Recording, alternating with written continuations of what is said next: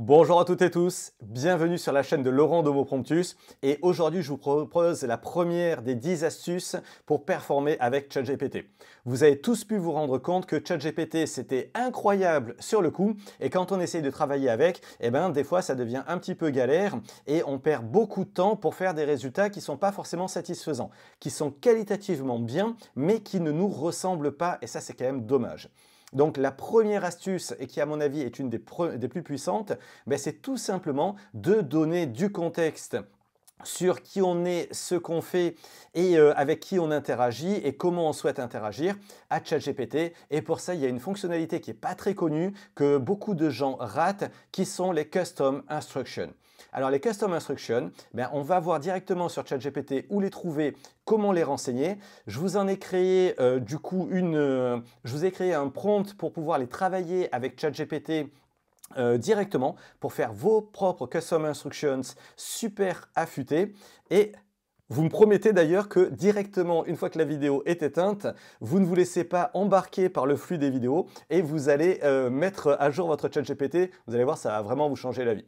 Allez, on est parti. Je vous partage mon ChatGPT à moi. Donc là, on est sur l'ordi, mais on peut le faire tout à fait sur le téléphone. C'est pareil, vous allez dans les paramètres. Dans les paramètres, vous allez dans la personnalisation et dans la personnalisation, vous allez sur personnaliser. Donc vous activez bien entendu la petite coche bleue pour que ce soit effectif. Là, vous mettez juste votre prénom, ça suffit.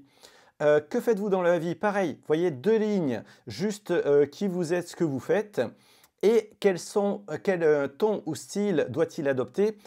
C'est là qu'on va commencer à travailler dans le prompt des Custom Instructions. Il va vous poser des questions et comme ça, vous allez indiquer vraiment quel est le ton et le style qui vous convient le mieux. Vous voyez, moi, réponse professionnelle, concis, légèrement ironique. Alors le côté légèrement ironique, c'est super sympa dans les échanges. Ça détend un peu les échanges. Moi, je trouve ça très agréable. Comme vous pouvez constater, finalement, j'ai eu une réponse moi, qui était assez longue pour avoir quelque chose de très adapté. Et j'ai supprimé tous les espaces. Vous dites tout simplement à ChatGPT, supprime tous les espaces. Comme ça rentre dans la longueur du contexte, et un grand modèle de langage comme ChatGPT n'en a rien à fiche des espaces. C'est d'ailleurs la première chose qu'il fait sauter quand il traduit votre texte. Et après, c'est là où vous allez fournir d'autres informations sur vous, sur d'autres informations à fournir à ChatGPT. Alors moi, vous voyez, j'ai mis mon contexte professionnel, mon intérêt, mes objectifs, mon style de travail, les langages et les préférences techniques.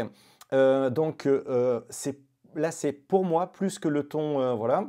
Et j'ai mis les outils que j'utilisais. Alors par exemple, Notion, j'ai arrêté d'utiliser Notion parce que j'ai eu des soucis de fiabilité sur Notion. Et vous allez voir la différence. Ça n'a plus rien à voir. Alors déjà, il y a le truc tout bête, mais salut, qui suis-je? Hop.